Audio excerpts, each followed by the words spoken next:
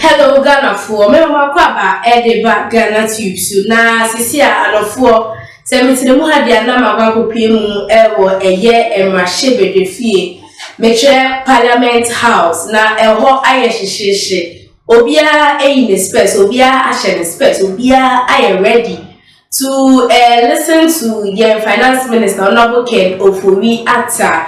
Last time he was supposed to take us through the media budget review, but unfortunately it was postponed. And then I know Honorable Ofori Atta the Parliament House or the media budget review na adofo emunse media bebre but yebeka kutie insem eninya ekoso ewo na semeba na chese atwaso to fall from an average of $96.4 a barrel to $73.1 a barrel in 2023. However, gold and cocoa prices have performed better than anticipated. Mr. Speaker, on the domestic front, global development severely impacted the domestic economy. The performance of key indicators in 2022 as follows. Overall, real GDP growth declined from 5.1% in 2021 to 3.1% in 2022. This was lower than the 3.5% projected for the year. Non-oil GDP growth declined over the period, recording a growth of 3.8% compared to 6.6% recorded in 2021. Headline inflation accelerated consecutively from 13.9% in January to 29.8% in June. We needed, Mr. Speaker, to protect our workers. Mr. Speaker, government introduced several revenue measures to support the fiscal consolidation and growth agenda. The policy interventions were specifically targeted at growing the revenue base to yield an estimated 1.35% of GDP.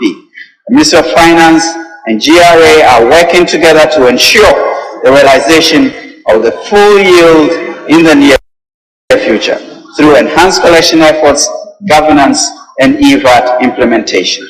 Mr. Speaker, arising from the DDEP, several structural changes have commenced in the reporting of Ghana's debt data. The debt from the special purpose vehicles we periodically was not part of the central government debt has now been included.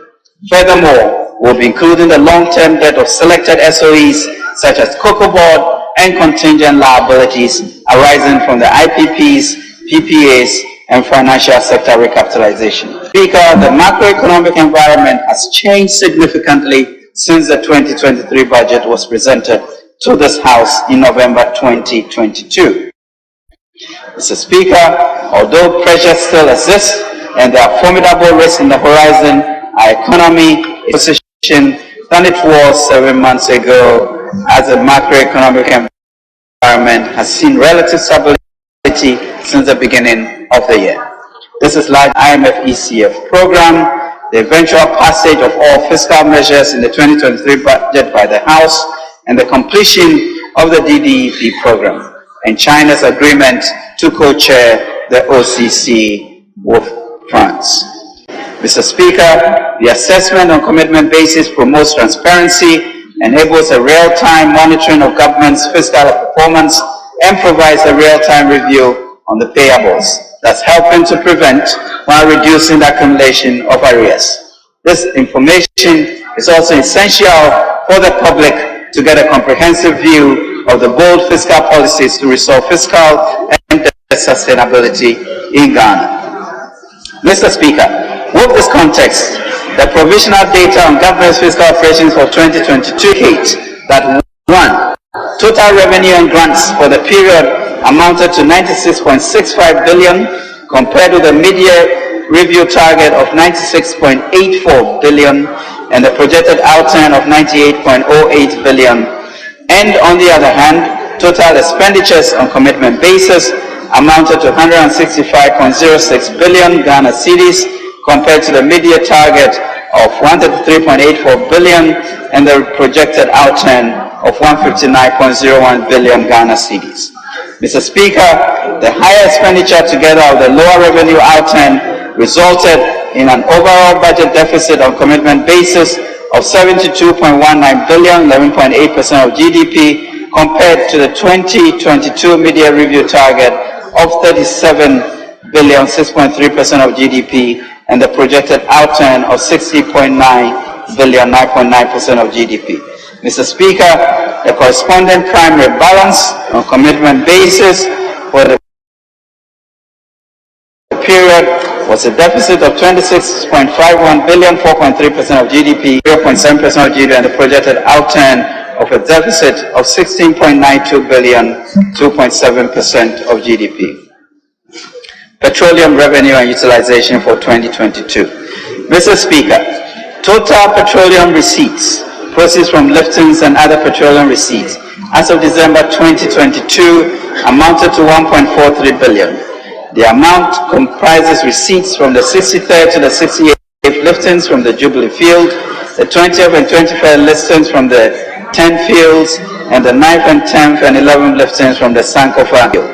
In addition to the total receipts for the year under review, petroleum receipts that spilled over from 2021 to 2022 was $14.82 million, bringing the total amount distributed to $1.44 billion. This compares with the amount distributed of $808.6 million for the same period in 2021. A total of $581.5 million was transferred into the Ghana Petroleum Funds 2022 compared to $227 million in 2021. Out of the amount transferred, the Ghana Heritage Fund received $174 million against $68 million in 2021, while the Ghana Stabilization Fund received $407.06 million compared to $159.24 million in 2021. The total amount transferred in 2022 from petroleum liftings and related proceeds to the annual budget funding amount was $526.31 million US dollars compared to $352.79 million in 2021.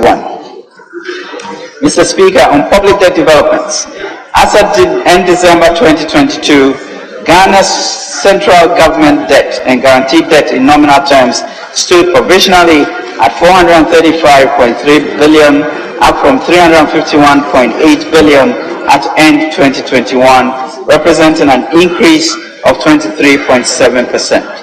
Using the revised GDP released by the Ghana Statistical Services in April 2023, the debt to GDP ratio as at end 2022 stood at 71.3%.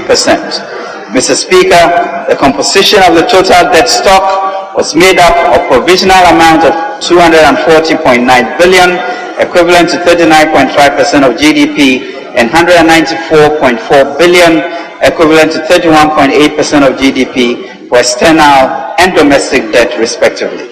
Mr. Speaker, I now proceed to update the House on the performance of the economy since January 2023 and the reason why there's a consensus that we are indeed turning the corner.